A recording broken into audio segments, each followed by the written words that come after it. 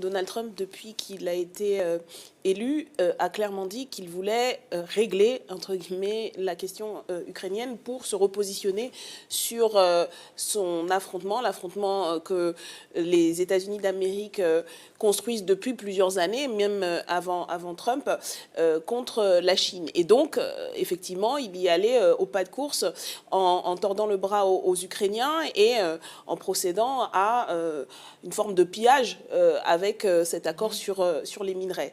Maintenant, la question, et c'est ce que nous disons depuis le départ, c'est le cessez-le-feu et les garanties mutuelles de sécurité qui doivent être obtenues. On attend de voir ce que va décider Vladimir Poutine, mais après tant de morts et tant de dévastation, il est plus que temps, effectivement, que le peuple ukrainien retrouve la paix et la sécurité sur son territoire. Malheureusement, depuis maintenant plus de 3 ans que cette guerre se déroule, l'erreur majeure de la France et de l'Union européenne, c'est de ne pas avoir su se saisir des opportunités pour négocier et pour faire en sorte qu'il y ait un cessez-le-feu le plus tôt possible. Et c'est maintenant que l'Ukraine est dans une situation de faiblesse qu'elle est contrainte par le changement de focale des États-Unis d'Amérique.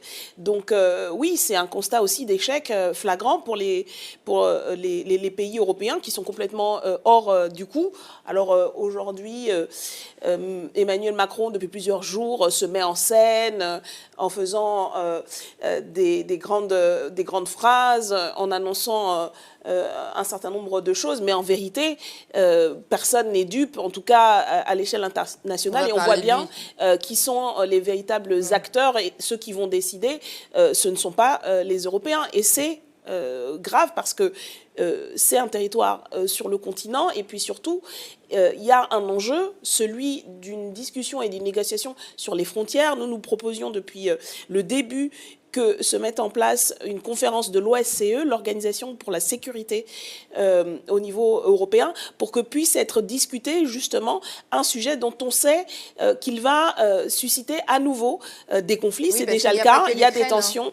Et donc, en fait, c'est aussi un enjeu de sécurité et de stabilité pour l'Europe de pouvoir s'emparer de cette question. Et malheureusement, ce n'est pas parti pour, et je crois que ça fait partie des sujets qui devrait être discuté plutôt que l'escalade militariste des uns et des autres, les fanfaronnades de va-t-en-guerre qui en vérité n'impressionnent personne parce que nous n'avons pas les moyens de cette politique et nous devrions faire de toute façon tout autre chose.